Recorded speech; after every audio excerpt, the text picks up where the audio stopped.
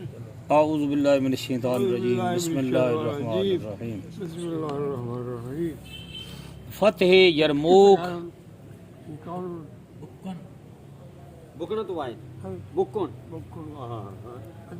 یرموک رجب 15 ہجری یرموک دی جنگ جی 15 ہجری رجب دمشق اور فہل کے خون ریز میدانوں نے رومیوں کے دل ہلا دیے تھے۔ اطراف و جوانب کے تمام رؤساء نے بھی طوعاً و کرہن مسلمانوں کی اطاعت قبول کر لی تھی۔ ہرقل شام چھوڑ دینے کا مصمم ارادہ کر چکا تھا۔ یہ حمس میں تھا کہ پادری جوک در جوک صلیبیں گلے میں ڈالے، سر پیٹتے، شور و غل مچاتے حاضر ہوئے کہ اب پادری جی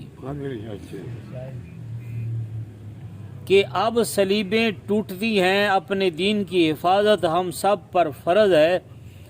جا بجا پادری بھیج کر مذہبی جوش میں ہم عام بغاوت پھیلا دیتے ہیں اور مسلمانوں کو سراسیمہ کر دیتے ہیں۔ ایسے موقع پر اگر کافی فوج پہنچ گئی تو مسلمان ضرور شکست کھا جائیں گے۔ ہرقل اور کیا چاہتا تھا؟ اطراف و جوانب کے رؤساء کے نام فرمان جاری ہوئے کہ فوجیں لے کر حمص میں پہنچیں۔ اس زمانے میں دو ہی سلطنتان، ایک ہرقل روم، ایک کسرا ایران۔ ایران تو تباہ ہو گیا نا، ادھر پڑھا ہے، کل پڑھ رہے ہو۔ ہرقل روم موجودہ ہرقل روم لوگ کو یہ بھی شک کہا کہ آپ سچے نبی، وہ ڈرتا رہا، وہ ضرورت نہ کرے نہ جنگ دی، لیکن وہ پادری سارے اکٹھے ہو گئے، وہ سنا کہ متو ایک یہ حوصلہ بات گیا سو جی ہاں۔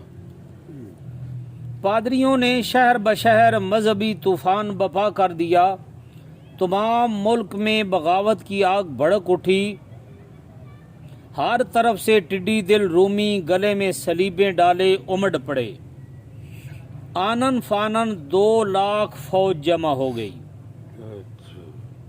ابو عبیدہ رضی اللہ عنہ حمص کو گھیرے پڑے تھے، ہٹ کر دمشق آ گئے اور تمام اسلامی سپہ سالاروں اور عام فوجی افسروں کو جو ملک کے مختلف مقامات میں دور دراز پھیلے ہوئے تھے یرموک میں اکٹھا ہونے کا حکم دیا، اور ملکی خزانچی کو فرمائش کی کہ جزیہ کی جس قدر رقم جمع ہو چکی ہے وہ سب اہل جزیہ کو نام بنام واپس دے دی جائے، اور انہیں سمجھا دیا جائے کہ ہمارا جو تعلق تمہارے ساتھ ہے وہ ایسے ہی بحال ہی قائم ہے، لیکن چونکہ تمام ملک میں بغاوت پھیل چکی ہے اس حالت میں ہم تمہاری حفاظت نہیں کر سکتے۔ دیکھو جی مسلمانوں کا انصاف اس زمانے کا انگریز سارے کو معاملہ میں نے ہک کی ہے، معاملے تھوڑی حفاظت کرنے ہاں، اسی تھوڑے گلا چھوڑنے ہاں، انصاف دینے ہاں، تھوڑے واسطے جج بنائے حج کی طرح فلان کی طرح۔ جس وقت اردو فوج جمع ہو گئی، حضرت ابو عبیدہ رحمۃ اللہ علیہ نے جڑے فتح شدہ علاقے آئے انہوں نے حکم دیتا، جڑے آئے نمبردار وغیرہ سب کچھ کہ بھائی انہوں نے پیسے سارے نے واپس کر دیو، کیونکہ جنگ ہون لگی ہے، پتہ کوئی نہیں کہ ہوتا کہ نہیں ہوتا، اسی ہوں تھوڑی حفاظت نہ کر سکتے، تسی اپنے پیسے واپس لے لو۔ کمال ہے۔ اور جزیہ حفاظت ہی کا عوض تھا، یہ ہے اسلامی دیانتداری۔ چنانچہ اس حکم کی کل ملک میں فوراً ہر جگہ تعمیل ہوئی۔ اس صداقت کا یہ اثر ہوا کہ رعایا کے برخاستہ دل مسلمانوں کی طرف پھر رجوع کر آئے۔ ابو عبیدہ رضی اللہ عنہ نے دربار خلافت کو کیفیت واقعہ سے مطلع کرتے ہوئے فوجی امداد کی طرف متوجہ کیا۔ خلیفۃ المسلمین نے انصار و مہاجرین کے مجمع میں نامہ پڑھ سنایا۔ جانثاری کے لیے سب کے ہاتھ بلند ہوئے۔ سعید ابن عامر رضی اللہ عنہ کے زیر علم ایک فوج روانہ ہوئی۔ کیا نام ہے؟ سعید ابن عامر، سعید بن عامر جی غالب اشر مبشر ਵਿੱਚੋਂ ਹੈ نہ وہ سعید بن زید ہوئے۔ وہ سعید ابن اچھا عامر۔ اور لکھا گیا کہ میں سعید کو امداد کے لیے بھیجتا ہوں، لیکن فتح و شکست فوج کی کثرت و قلت پر موقوف نہیں ہے۔ الغرض ہر طرف سے سمٹا کر تقریباً 35,000 غازی یرموک کے ایک طرف آ کر خیمہ زن ہوئے۔ ادھر 2 لاکھ ادھر 35,000 ہے۔ بالمقابل 2 لاکھ رومی مسلح بہادر گلے میں صلیبیں ڈالے، سرخ اصابہ باندھے، جوش زن تھے۔ ہرکل کا بھائی جارج زراکس کبکار اعلیٰ فوجی افسر تھے اور بہان بہادر سپہ سالار تھا۔ رومی سفیر جارج مسلمانوں سے گفتگو کرنے کے لیے آیا، لیکن ایسے وقت میں کہ نماز عصر کے لیے اللہ اکبر کے پرجوش دل دہلا دینے والے نعرے بلند ہو رہے تھے اور فضائے آسمان میں صدائے گنبد گونج رہی تھی۔ مسلمان محو عبادت تھے۔ 35,000 کے جمع غفیر کے قیام، رکوع اور سجود، عالم سکتہ کے پرجلال نظارہ کو دیکھ کر جارج حیرت میں آ گیا اور اس کا دل پسیج گیا۔ ابو عبیدہ کے سامنے اپنے اسلام کا اظہار کیا۔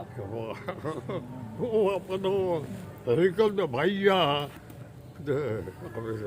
اچھا اور واپس جانے سے انکار، لیکن انہیں واپس جانے کی فہمائش ہوئی اور جواب دہی پر خالد رضی اللہ عنہ مامور ہوئے۔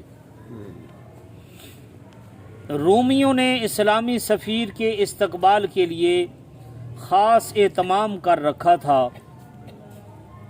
پرتکلف راستہ میں بہت دور تک فوجی افسروں کا رسالہ ایستادہ تھا، کھڑا تھا۔ جا بجا ملکی رئیس کمر بستہ صف باندھے تھے۔ حضرت خالد بے دھڑک شاہی خیمہ میں داخل ہوئے اور امیر عسکر بہان کے پہلو میں زیب افزائے مجلس ہوئے۔ بہان طول طویل گفتگو کے بعد کہنے لگا، تم جانتے ہو کیسر دنیا بھر کے عظیم الشان بادشاہوں میں ایک نامور شہنشاہ ہے۔ عرب کے قبیلے وقت بے وقت شام میں پناہ گزین ہوئے ہیں اور ہم نے ان کی ہمیشہ خاص رعایت کی ہے۔ ملک گیری کی ہوس چھوڑ دو، کیسر پر کوئی بڑے سے بڑا بادشاہ بھی غالب نہیں آ سکتا، لیکن ہم تمہارا احترام کرتے ہیں۔ اگر تم واپس جانا چاہو تو ہر ایک اعلیٰ افسر کو 10,000 اور عام فوجی افسروں کو 1,000 اور ہر ایک سپاہی کو 100 دینار طلائی دینے پر ہم راضی ہیں۔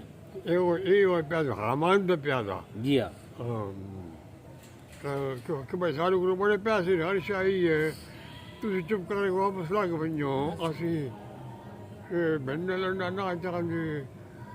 اچھا ہون دی فوج ہوندی تو لے لینے آنا۔ ہاں ہے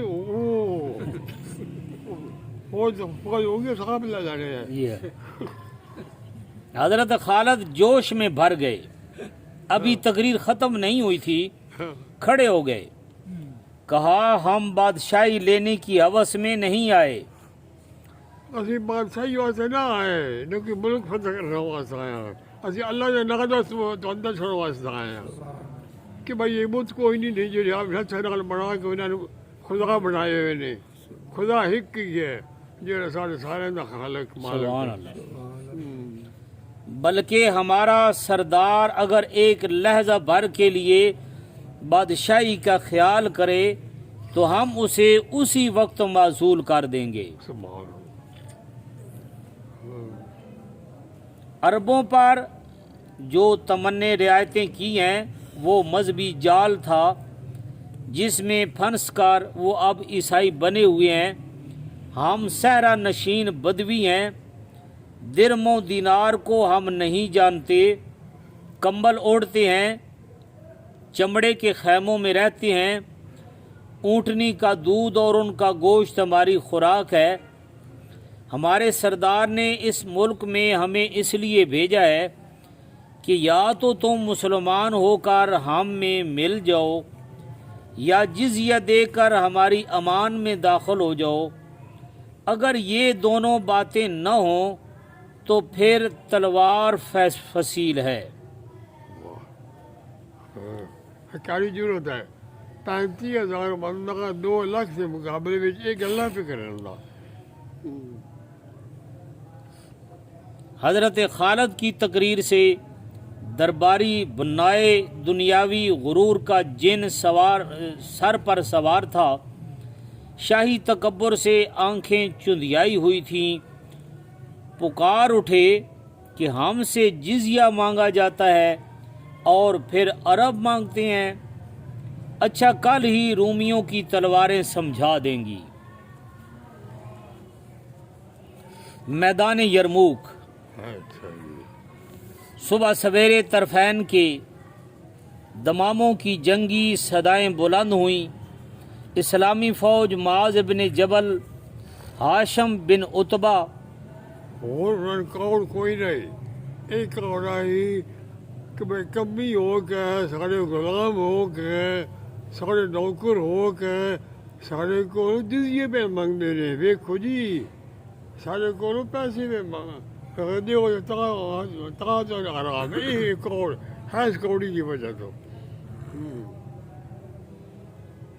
سارے نوکر ہو کے۔ اچھا قیس بن حبیرہ، میسرہ بن مسروق، عمر بن طفیل، سعید بن عامر فوجی افسروں کے زیر علم میدان میں صف آرا ہوئی۔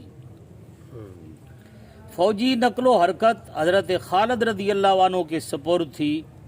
سپہ سالار اعظم حضرت ابو عبیدہ رضی اللہ تعالیٰ عنہ تھے۔ مقابلہ میں 2 لاکھ رومی مسلح بہادر 24 صفوں میں ڈنکار رہے تھے۔ میدان کارزار گرم ہوا، تمام دن طرفین کے بہادروں کی تلواریں نیام سے ناآشنا رہیں، کشتوں کا تو کوئی حساب نہ تھا۔ یہ دن اسی طرح غیر فصیل تمام ہوا۔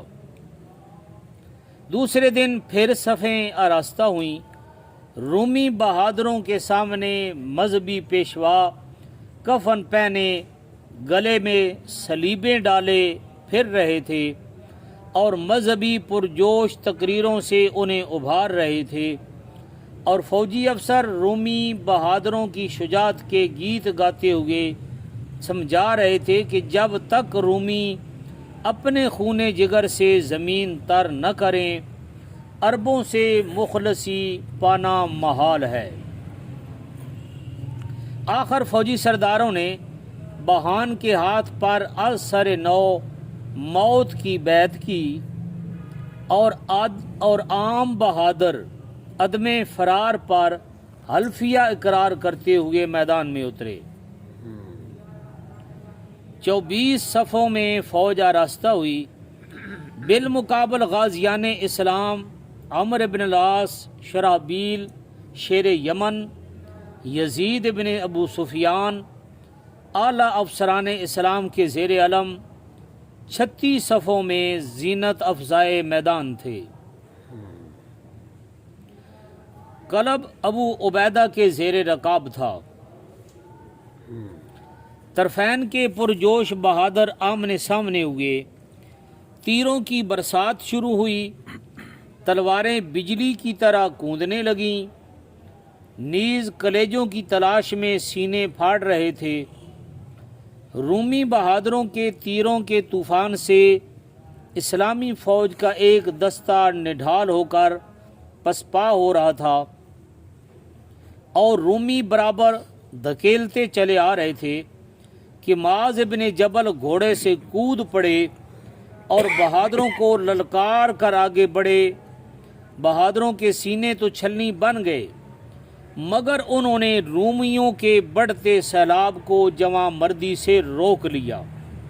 اچھا، واہ کمال ہے، لڑکی ہوتی ہے۔ ادھر شرابیل شیر یمن مع فوج رومیوں کے نرغہ میں آ گئے تھے۔ شامی فوج اس قدر محیط تھی کہ غازی نظر ہی نہیں آتے تھے۔ قیس بن حبیرہ اسلامی یسار کے افسر صفیں چیرتے ہوئے محصور غازیوں کی امداد میں آ پہنچے اور اس بے جگری سے حملہ آور ہوئے کہ رومی اش اش کرتے رہ گئے، لیکن ابھی تک طرفین ایک ہی رنگ میں تھے، بلکہ رومی پلہ جھکاؤ پر تھا۔ اسلامی افسر ادھر ادھر پھیل کر لڑ رہے تھے۔ ابو عبیدہ نے ترے جنگ کو بدل کر ہر طرف سے غازیوں کو سمیٹ لیا اور یک رخا حملہ کر دیا۔ قبیلہ ازد کے بہادر رومی یسار میں گھس پڑے۔ خالد صفیں چیرتے ہوئے رومی کلب پر آ دھمکے۔ شرابیل اور قیس نے رومی ہراول کو آ دبایا۔ طرفین کے بہادر جوش میں بھرے ہوئے تھے۔ خون آشام شمشیروں نے منٹوں میں کشتوں کے پشتے لگا دیے۔ یعنی لاشیں ہی لاشیں ہو گئی۔ خون بے درے کی ندیاں بہہ نکلیں۔ رومی بہادر نہایت ثابت قدمی سے بہت دیر تک جواب دیتے رہے اور حق جانثاری میں بے دھڑک اپنے سر کٹواتے رہے، لیکن غازیوں کی شمشیر نے ان کے منہ پھرا دیے۔ میدان چھوڑ کر ایسے فرار ہوئے کہ ان کا تعاقب غیر ضروری سمجھا گیا۔ یہ بھی تو ایک گل دسی ہے کہ یہ جرت کر دیا ہے مسلمان یا یہ بھی روا ہے حق پڑھا گیا کہ وہ جس وقت وہ حملہ کر رہے اور جنت سامنے ہوتی ہے۔ سبحان اللہ۔ جس وقت وہ وین سے آئے نا پھر آپ جانی نہیں دی انہیں پرواہ کوئی نہیں رہا۔ یا جس طرح پچھ آیا بسینے چھلنی ہوئے لیکن دے باوجود اگے ہی ویندے پہ اگے سینے بھی چھلنی اگے جا رہے۔ اس لڑائی میں 3000 غازی شہید ہوئے اور شامی کشتوں کی تعداد تو حساب سے خارج تھی۔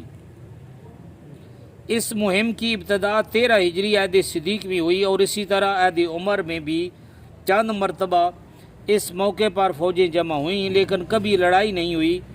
15 ہجری میں انقطاعی جنگ ہوئی اور اسی پر خاتمہ ہوا۔ ہرکل حمس میں بیٹھے بیٹھے فتح کے خیالی پلاؤ پکا رہا تھا۔ یہ اس کی آخری کوشش تھی۔ ہزارہ آرزوؤں کے بھرے ہوئے دل کو محسوس کر رہ گیا اور شہر بشہر چھپتے چھپاتے قسطنطنیہ میں پناہ گزین ہوا۔